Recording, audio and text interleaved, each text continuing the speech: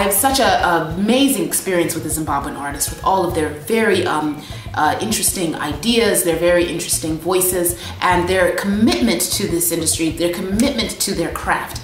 But the issue is the exposure, the know-how, the education, the actual craft apprenticeship, so that they can actually get to their highest potential. And that's always the snag you run into when I go home. And I'm always like, how can I make that better? And every time I've gone home, I've wondered and not quite known how. The beauty of Almasi was that it was birthed out of a struggle. It was birthed out of the issue that myself and Patience Tawengwa, when we were connected to work on my play in the Continuum together as co-directors in 2011, we encountered so many issues that were actually far more difficult than they needed to be in terms of making sure that the production was at a level of excellence and integrity that we both believed were utterly important. Now, Almasi Collaborative Arts was founded in December of 2011, and it was founded on the key precept of collaboration between Zimbabwean artists and American professionals and organizations. One thing that we have in Zimbabwe is lots and lots and lots of talent, raw talent. But one thing that we also lack in is the fact that we don't have many educational or arts education development platforms. And this is where Almasi Collaborative Arts comes in. It is our hope that as an arts organization, we're going to impact Zimbabwean artists in arts education and helping them develop their raw talent into skills. As we all know, it's been said, repetition is the mother of skill. And this is really at the heart of what we're trying to do right here in Zimbabwe. The industry that we have today, if we can call it an industry, is really quite informal in a way that we don't have structures. It's in a state of flux. This organization is one of the very few arts organizations that is led by women. And the Zimbabwean arts industry is awash with males. It is dominated by males. There's very little room for women. But then it's exciting to see that there are other women who are coming up. And this is one thing we focus on our projects, always empowering and developing young girls and women so that they become the future arts leaders of tomorrow, so that they're the next producers, they're the next directors, they're working behind the scenes as well as in front of or on the stage. And one thing I can say for sure is that there is a deep hunger in Zimbabwe for skills development, a deep, deep hunger. I am overwhelmed by the amount of emails and phone calls and texts I've been getting from people right here wanting to get involved with the vision. But then there just aren't enough projects because fundraising is also an issue that we face here in Zimbabwe. And we don't have enough funds to do as many programs as we'd like to do. So the need is definitely here. The need is definitely here. There's people who are just dying to get into this sector. No, there's no reason why we don't have more of an industry, why we don't have more of a foundation underneath what we do have. And it's time for a new day. It's time for things to actually be shifted in a way that allows the dramatic artists in Zimbabwe to have not only their talent fully facilitated, but also to have their professional gifts, their professional giving be received in a way that is professional, in a way that is actually has integrity and has a good structure. So that's a big part of Almasi, is professionalism, and having that professionalism pursued through excellence. And excellence is the overarching desire of Almasi.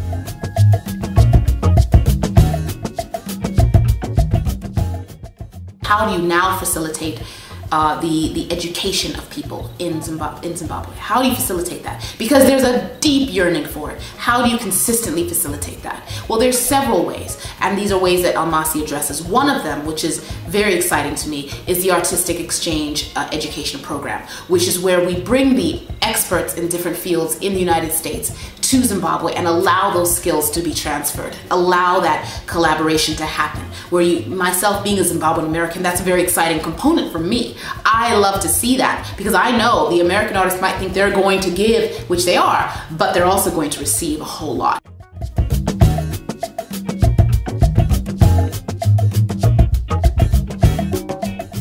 You cannot have a powerful industry in any realm, or even one that is functional, if you do not have them have a know-how around the greats of their field. So to me, I've come across Zimbabwean playwrights who've never read other playwrights. They don't know. They don't have a favorite playwright. I'm like, you can't not have a favorite playwright and be a playwright. to me. You have to have something you admire, something that was done that's interesting, that you saw another playwright do, that you know of, the greats. You have to know the greats. Even if you don't like the greats, you have to know the greats. So the aspect of Almasi that's very important to me is to get that exposure to happen. Now, sometimes Zimbabwe doesn't have like dramatic arts libraries where people can go and just pull out 7 plays and read them. We don't have that. How do we bring the great plays to the Zimbabwean artists, to the Zimbabwean artistic community? Stage readings. And that's something I brought about the first thing we were going to start doing. I said, we're doing stage readings, and Patience says, we're doing what? And why is that? Because they've never been done in Zimbabwe before. And the beauty, the joy that I experience is that stage readings have wonderfully taken off in Zimbabwe. You can hear right here on this website how it's really resonated for the Zimbabwean artist. We have a 10-play reading series that is currently going on. We've seen Zimbabwean artists coming in who had no idea about mining a text and really going deeper into the subtext of a story. And something has just happened. I'd like to say something magical. It's the saying that, you know, a mind once stretched will never return to its original dimensions. And I think this is what has happened on the projects that we've worked on. Starting with Lorraine Hansberry's A Raisin in the Sun, we moved on to doing Sarah Rule's Dead Man's Cell Phone, we moved on to doing Danai Gurira's The Convert. And through working on those projects, I've really noticed a change in the artists who've come through that process. There's a marked difference, even the way they now approach a piece of a text or a script. It's quite different from what we're used to, for myself included. I mean, there are things that I've learned by just interacting through this collaborative process with the American professionals. When Danai comes to Zimbabwe, when working with Julie, I've just picked up certain things that have helped me develop as an artist.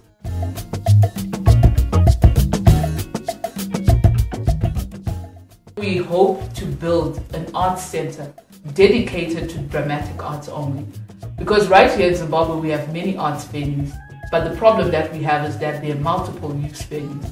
So you find that there's a venue that's competing with theater, with spoken word, with music, with conferences, seminars, and there isn't really a focus on the needs of theater specifically, the environment that's needed, the time that's needed for rehearsal. Rehearsal spaces are very expensive. It's not affordable. The average Zimbabwean artist doesn't earn that much money. So we're really hoping to build a place that's just going to be a creative arts center. And we're going to have, hopefully, several rehearsal spaces and a couple of staging venues, and really making this vibrant. Because at the heart of all this, we struggle also with audiences. And one thing that our Zimbabwean audiences have always said is that theater lacks consistency. Because there can be a week where there are 1, 2, 3 shows, and then there can be 3 months where there's nothing happening on the scene. And mainly it's because people don't have a place to stage their theater. So hopefully by having this center and by consistently staging works of new Zimbabwean playwrights and established Zimbabwean playwrights, we're going to also build this culture where those people who love theater in Harare, Zimbabwe, have a place to come to and a place to really come and watch theater and become loyal audience members. For students to actually grow in their craft and be apprenticed. That is also a longer term goal, something that every single time we bring in a dramatic arts expert from the United States and have them help develop a Zimbabwe specific curriculum, we're actually building on that dream and on that goal.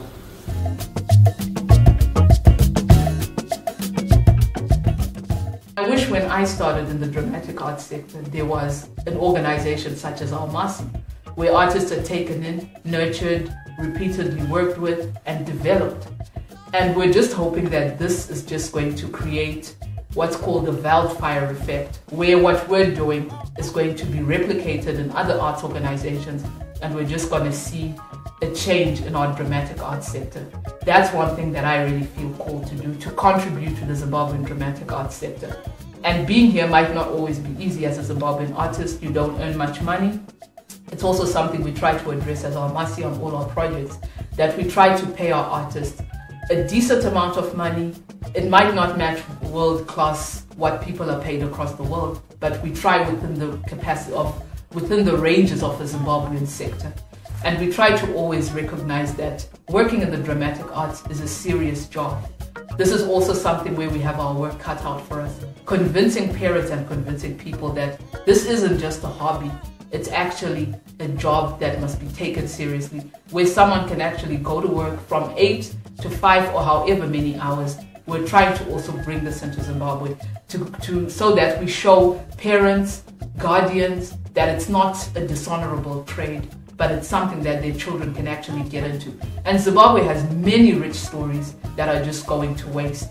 Where as Africans naturally we have an oral tradition of telling things by mouth. But what you find is the act of writing a story, of documenting, of chronicling is so powerful. Because right now, for instance, we just did Lorraine Hansberry's A Raisin in the Sun. That's an American play that was written in the 50s. And I would like to see a situation where a Zimbabwean play that someone writes today is still being read and staged hundreds of years from now. And our reality is also told in other cultures. And I think this is critical in the sharing of cultures across the world. And dramatic arts are right smack dab in the center of that, of making such a difference. It's on us as you know, the co-founders to every day. Now I'm able to every day wake up and know, what am I going to do today to make sure that the Zimbabwean dramatic artist is better off than they were yesterday. And that's something that Almasi facilitates anyone who's interested in this goal to see happen. So that's my invitation to all of you to really peruse the site, see if there's anything interesting, listen to the Zimbabwean artists speak, and hear what their strengths are and the beauty of who they are, and how you can plug in and get involved. Because I think that there's so many ways, big and very small, that make tangible differences to developing this amazing, this potentially amazing dramatic arts sector, and to seeing really, really palpable and beautiful fruit come to pass. So I'm very excited that Almasi allows me to be able to get up every day and do that little bit more to help the Zimbabwean dramatic artist. And I'm excited to see how it all continues to come to pass. We are actually up and running and rearing to keep running, but the level of work we're doing is very much facilitated by your interest. So please do peruse the site, see what excites you, see what inspires you, see what makes you want to get plugged in, and do let us know, because it's one thing I will guarantee you is that this is a deeply rewarding experience to become a part of. Thank you, and thanks for checking us out.